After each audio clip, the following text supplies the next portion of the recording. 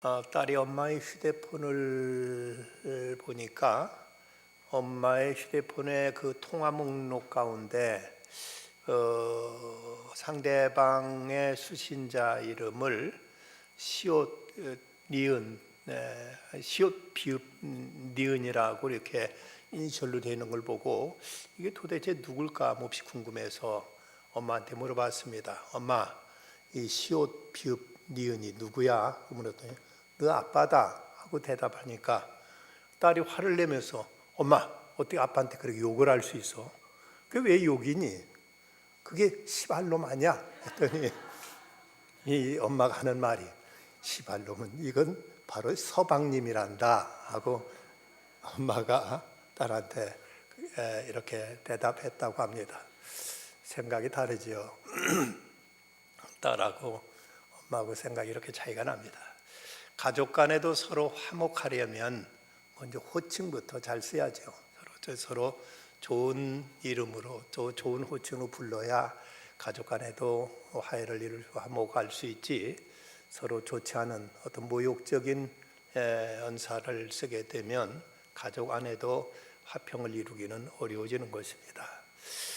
구체적인 기록으로 분명하게 확인될 수 있었던 전쟁이 지난 5,500년 사이에 무려 14,530번이나 있었다고 합니다.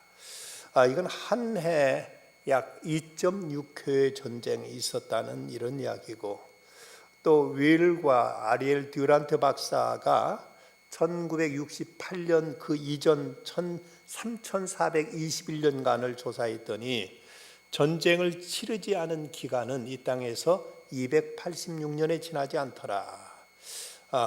이것은 이 지구촌 역사 속에 91.6%의 날들이 전쟁으로 점철되었다는 사실을 이것은 증거하고 있습니다. 지난 100년 전 20세기 동안 전쟁으로 죽은 사람이 무려 9억 명이나 되었다고 합니다. 어떤 조사에 의하면 주전 54년에 한 사람을 죽이는데 전쟁에 치렀던 비용이 얼마인가 하면 그 당시는 75센트, 현재 이제 통화의 가치로 보면 주전 54년에는 약 75센트가 한 사람을 죽이는데 들었던 전쟁 비용이었다고 합니다.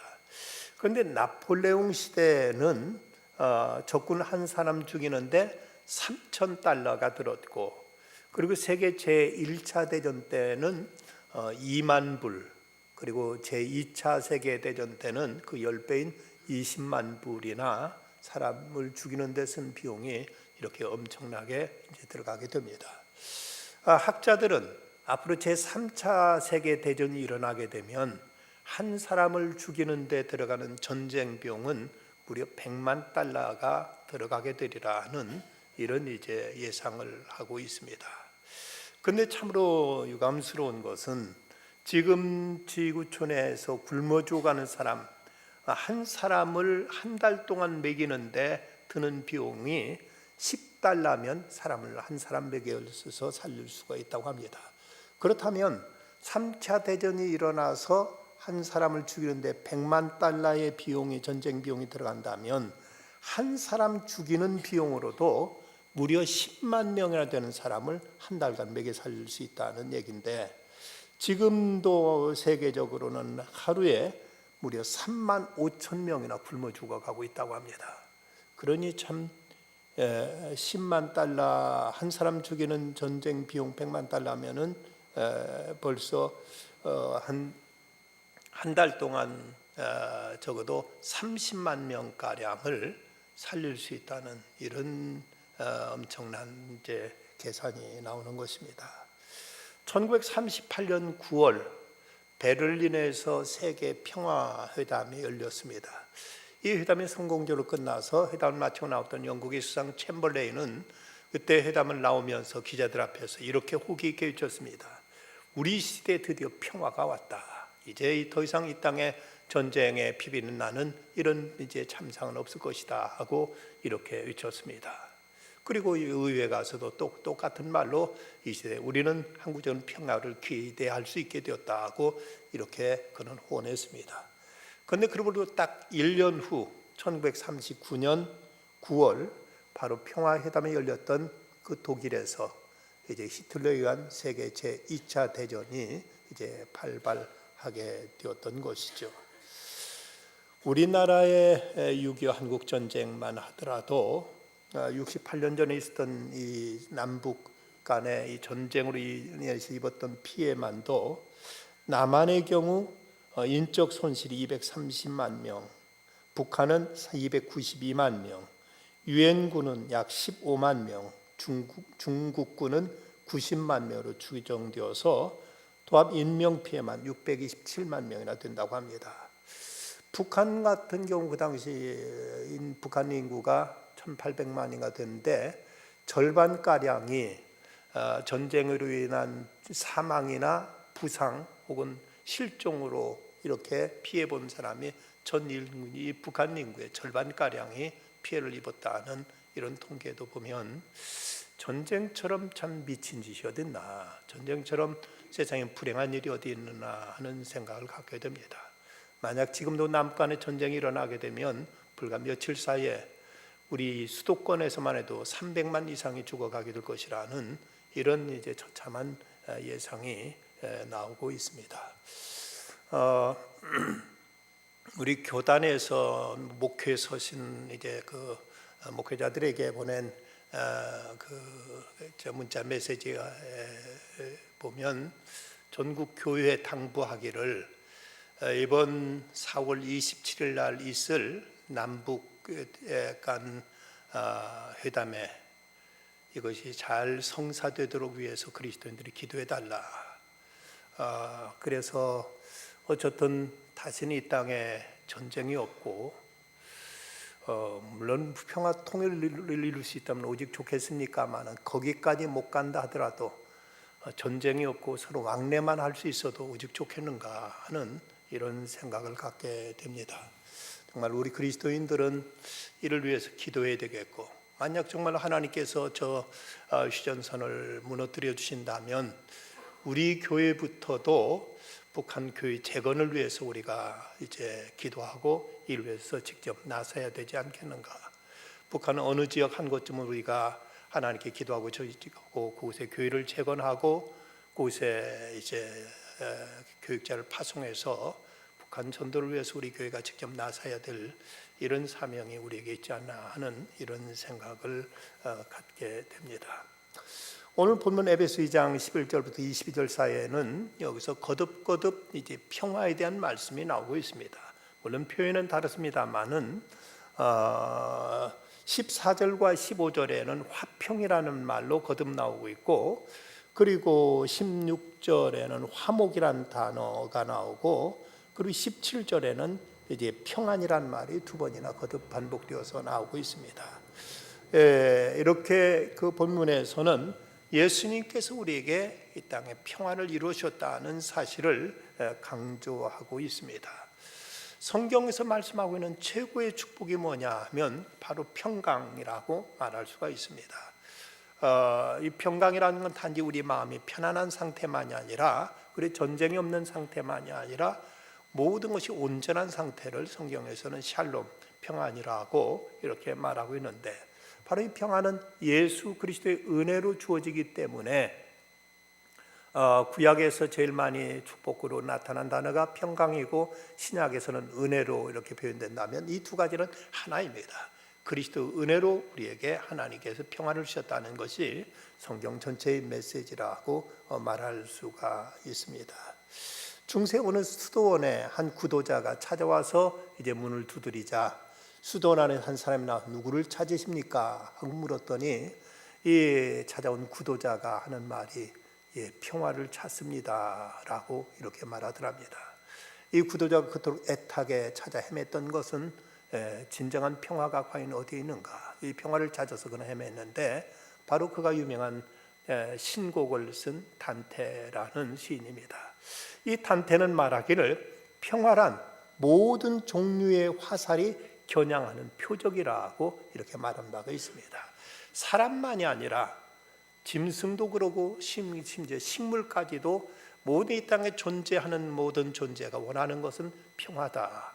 이런 지렁이도 밟으면 꿈틀린다는 말이듯이 지렁이조차도 자기를 괴롭히면 이건 이제 원치 않아서 이걸 싫어서 꿈틀거리는 것이 듯 어떤 것도 심지어 식물까지도 말이 없고 생각이 없는 식물까지도 원하는 것은 이 땅에 모든 존재하는 존재의 겨냥하는 표적은 바로 평화라고 이렇게 단테는 말한 바가 있습니다.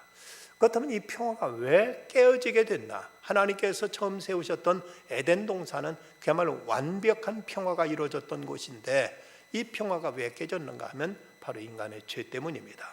하나님께서 명하신 금하신 선악과를 따먹음으로 인해서 하나님과의 관계가 깨어져 버렸고, 그리고 그 다음 인간과 인간 사이에도, 그리고 심지어 인간과 자연 사이에도 이 평화가 이제 산산이 부서지게 된 것입니다.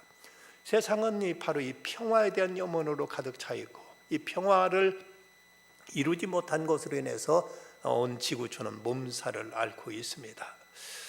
베를린 장벽이 무너지고 동서독은 편제 하나로 통일됐는데 우리는 아직도 휴전선을 사이에 두고 남북 간에 아직도 대치를 계속하고 있고, 이런 남북의 어떤 대치뿐만 아니라 많은 어떤 세대 간의 갈등, 노사 간의 갈등, 지역 간의 갈등, 이념 간의 갈등, 심지어는 요즘 미투 운동으로 해서 남녀 간에도 이제 어떤 긴장과 갈등이 이 시대에는 조성되고 있는 이런 현실을 보게 됩니다. 이런 그 갈등으로 인해서 몇 해 전에 삼성경제연구에서 발표한 바에 하면은 우리나라에서만 이런 갈등으로 인해서 빚어지는 1년 동안의 비용이 무려 240조나 된다는 이런 충격적인 보도를 했습니다. 240조라면 당시 국가 예산 전체 3분의 2에 해당되는 이런 엄청난 비용이 바로 이제 평화를 이루지 못하기 때문에, 이 갈등으로 인해서 이 사회에 이런 엄청난 비용이 헛된 데 쏟아지고 있다고 이렇게 지적한 바가 있습니다. 이 우리 사회에 이렇게 숱한 많은 갈등과 대립과 장벽이 이제 이렇게 겹겹이 쌓여 있는데, 그런데 예수님 시대는 이 시대 우리의 이제 갈등 못지않게 그 당시에 가장 심한 장벽이 있었다면 그것은 바로 유대인과 이방인 사이의 장벽이라고 말할 수가 있습니다.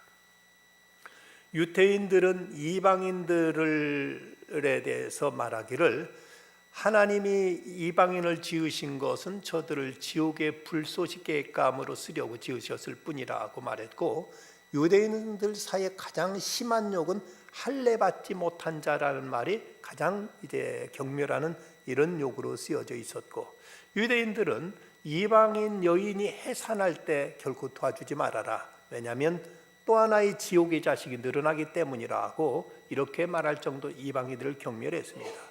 그런데 그 당시 또 이방인들, 그리스라든지 로마 같은 사회에서는 유대인들을 야만인 중에 야만인으로서 이 땅에서 멸종시켜야 될 인종이라고 이렇게 경멸했고, 유대인들을 무시하고 유대인과 이방인 사이는 그처럼 참으로 무너지지 허물 수 없는 무서운 담이 저들 사이를 갈라놓고 있었습니다.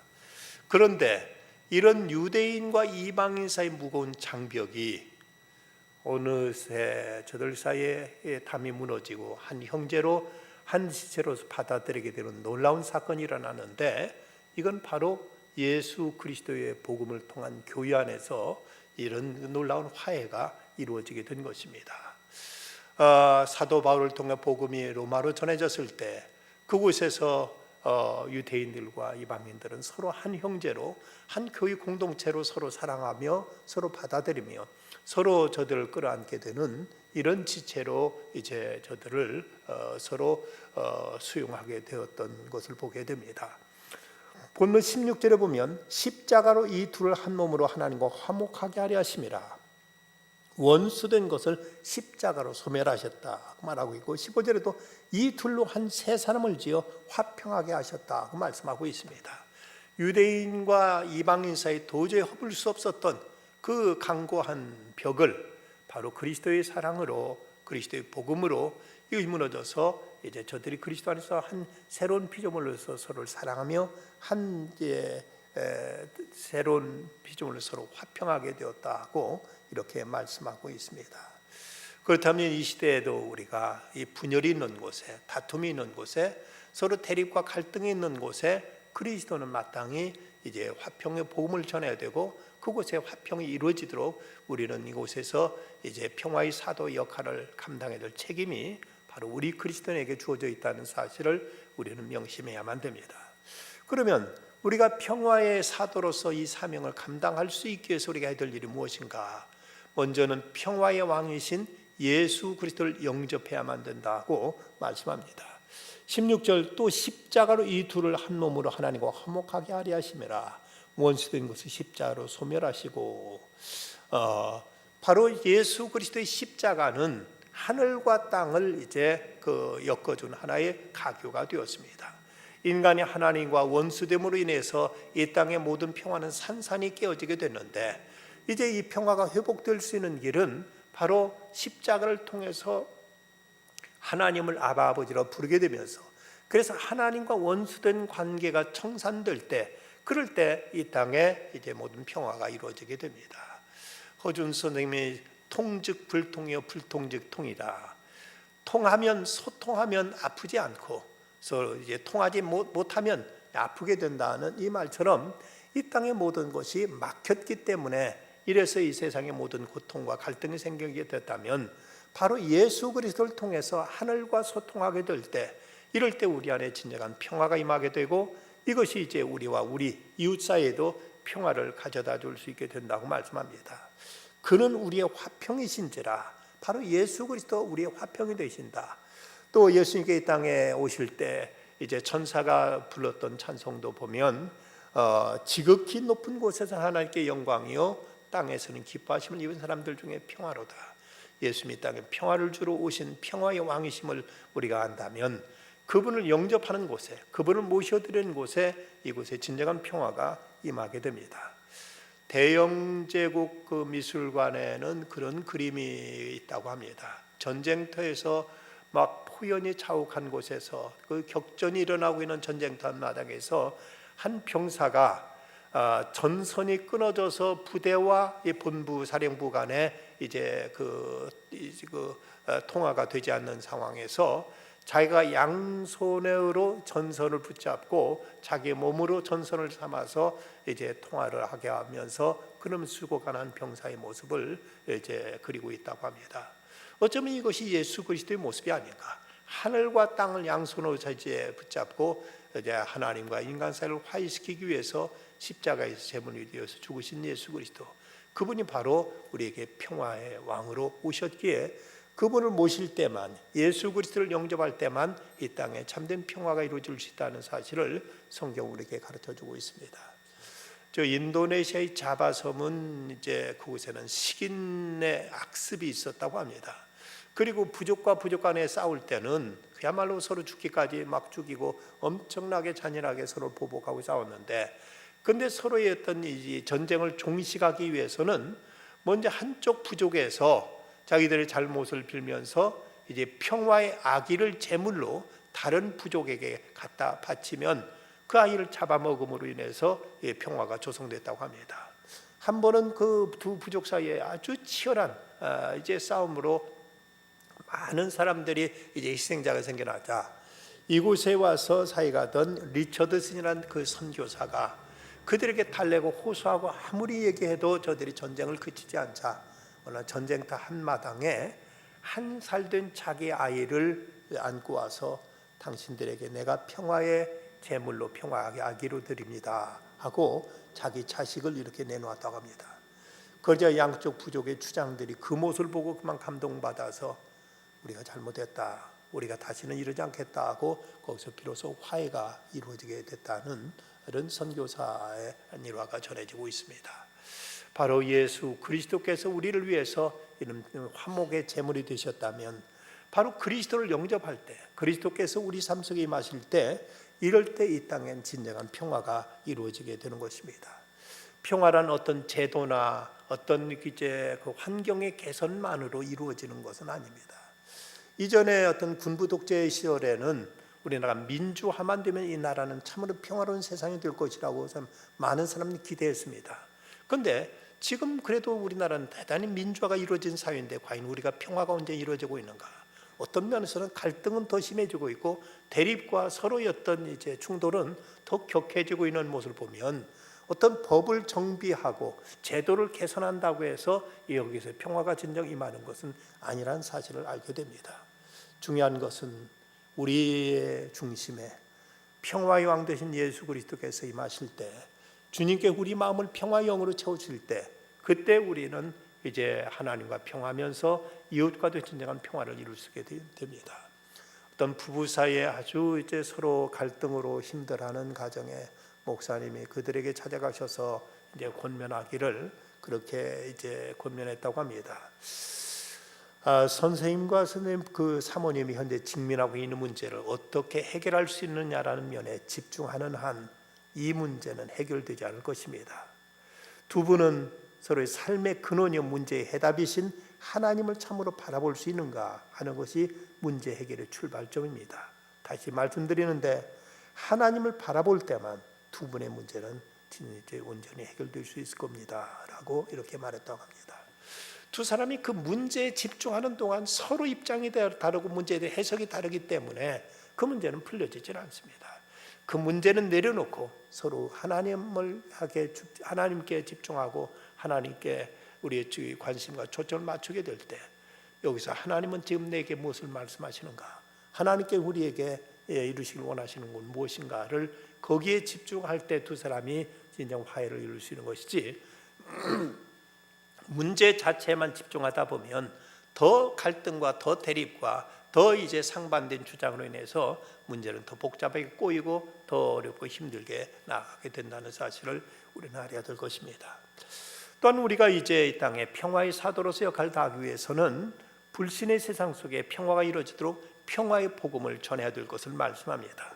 오늘 17절 말씀, 또 오셔서 먼 데 있는 너에게 평안을 전하고 가까운 있는 자들에게 평안을 전하셨으니, 예수 그리스도를 말미암아 평화를 체험한 사람들은 아직 하나님을 모르는 사람들에게 평화의 복음을 전함으로 저들로 하여금 하나님 아버지로 모시게 될 때, 그럴 때 우리는 하나님 안에서 같은 형제가 되고 같은 이제 가족이 되어질 것입니다. 분쟁과 다툼이 있는 곳에 이를 조정하고 화해하도록 중재하는 일도 물론 해야 되겠지만, 이것보다 더더욱 중요한 것은 바로 저들 모두가 하나님을 한 아버지로 모시게 될 때, 이럴 때 저들 가운데 하나된 마음으로 평화가 이루어지게 됩니다. 우리 이 시대에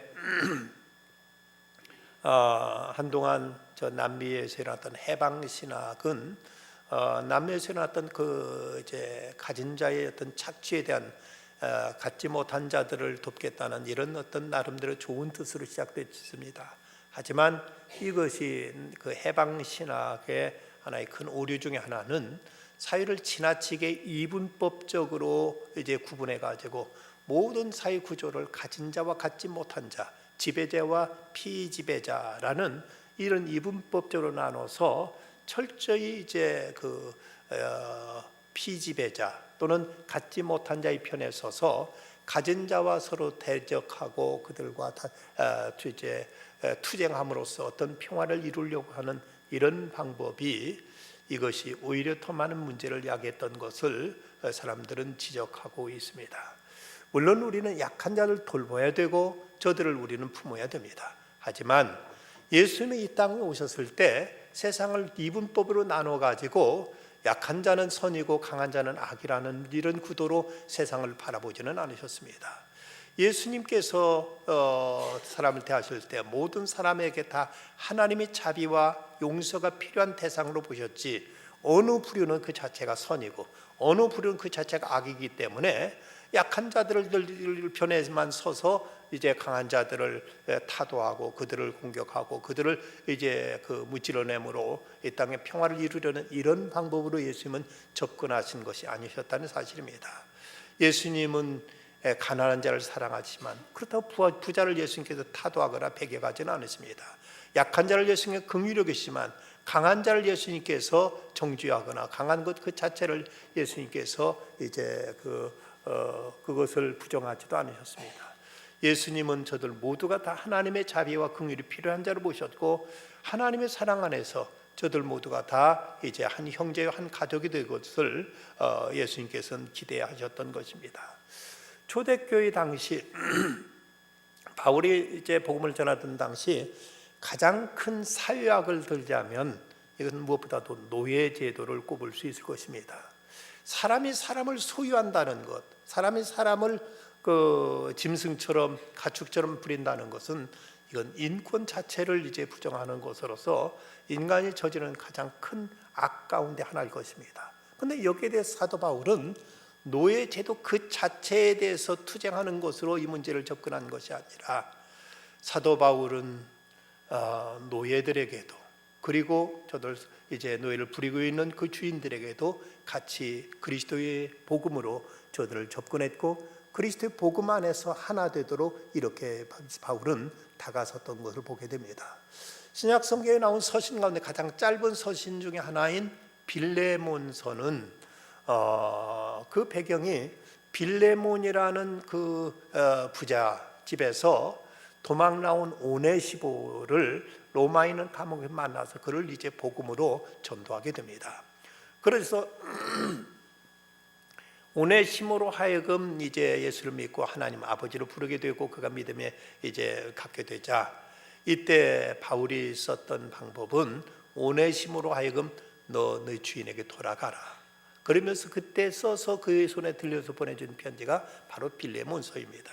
그런데 그 이제 오네시모를 주인인 빌레몬에게 보내면서 이제 사도 바울은 빌레몬에게 이런 그 편지를 보냅니다.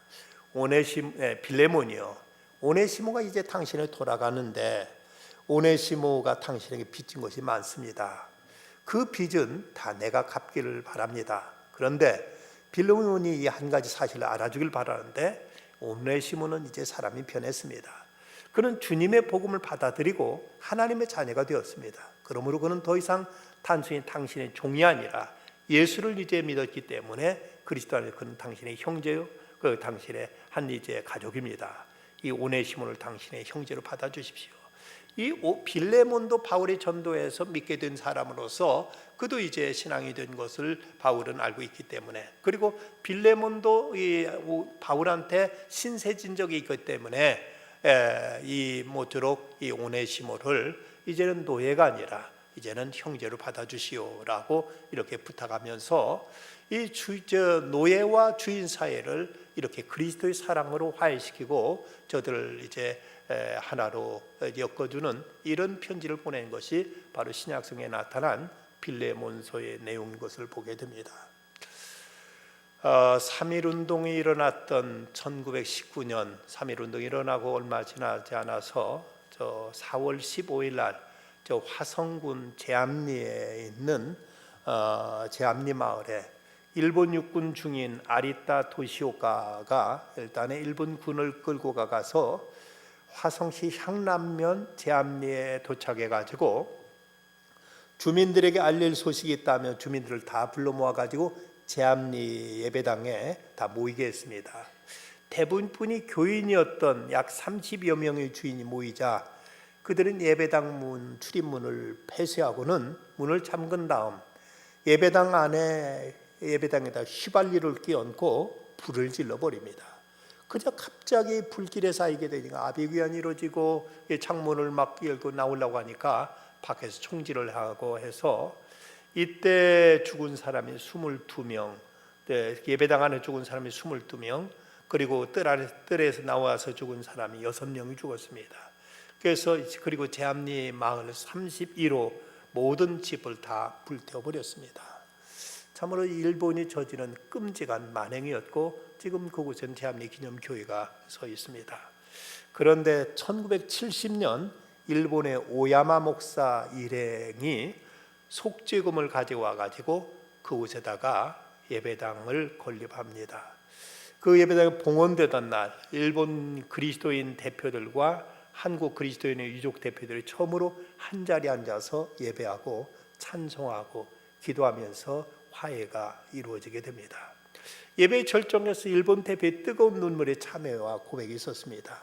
그날 일본 기금으로 교회가 세워진 것에 대해 일부 사람들은 반대하기도 했습니다만은 그러나 그래도 일본의 양심적인 그리스도인은 이 역사적인 저들의 만행에 대해서 사죄하고 눈물로 참여하고 이들 용서를 빌면서 용서한 표시로서 곳에 기념 예배당을 짓게 되었습니다. 우리 교회에도 전에 김철생 목사님이 일본에서 다니던 교회 목사님 우리 교회 오셔가지고 그때 이 자리에서 그 사실을 얘기하면서 사죄했던 적이 있었습니다. 우리가 어떤 서로 갈등과 대립관계에 있어서 서로 미워하고 증오하면 계속 더 다툼과 분쟁은 더 심해질 뿐입니다. 그리스도의 복음으로 우리가 서로를 용서하고 서로를 품을 때만이 이 땅의 진정한 평화는 이루어지게 된다는 사실입니다. 또 하나 우리들은 이제 믿는 이들 사이 평화를 위해서 성령으로 교제해야 될 것을 말씀합니다. 18절 말씀, 이는 저로 말미암아 우리 둘이 한 성령 안에서 아버지께 나아감을 얻게 하려 하심이라. 우리가 서로 다투고 서로 분쟁하고 서로 갈라서는 이유는 이것은 이제 우리 육신의 혈기 때문에 사람들은 서로 대립하고 미워하고 증오하고 싸우게 되는 것이죠. 이런 우리들의 어떤 육신의 혈기가 아니라 바로 성령께서 우리 안에 평화의 마음을 주실 때, 그 평화의 마음으로 사람들을 대하게 될 때 우리는 모든 사람을 이제 우리는 용납할 수 있게 되고 받아들이게 되고 그를 긍휼히 여기게 되고 그를 사랑으로 품을 수 있게 되는 것입니다. 18절 말씀에 저로 말미암아 우리들이 한 성령 안에서 아버지께 나아감을 얻게 하려 하심이라고 말씀하십니다. 하나님의 영 그리스도의 성령께서 우리 안에 임하게 될 때 우리가 성령으로 하나님 앞에 함께 나아감으로써 같이 이제 그리스도 안에 한 형제요, 한 지체요, 한 가족으로서 서게 된다는 것입니다.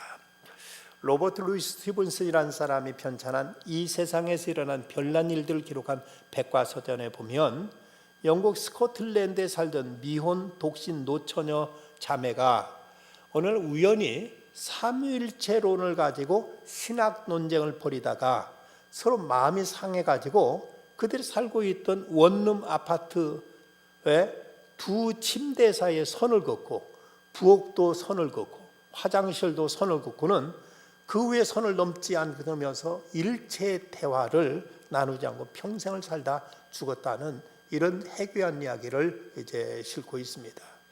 이 저자는 이 사실을 소개하면서 그들이 진정한 그리스도였는지 잘 모르겠다고 이렇게 이제 꼬집고 있습니다. 만약 그들이 참된 그리스도인이었다면 서로 자신이 신봉하는 교리만 고집할 것이 아니라 에베소 4장 26절 해질 때까지 분을 품지 말라는 말씀을 따라서 했고, 또 마태복음 5장 23절 24절 그럼 예물을 제단에 들여다가 거기서 내 형제가 원망들을 만한 일이 있는 줄 생각나거든 예물을 제단 앞에 두고 먼저 가서 형제와 화목하고 그에 와서 예물을 드리라는 말씀에 저들은 순종하였을 텐데 평생 저들이 풀지 않고 이렇게 한 방에 한 원룸에 살면서도 서로 원수시하며 살다가 이제 죽은 걸 보면 저들이 진짜 그리스도인인지 모르겠다고 이렇게 지적하고 있습니다.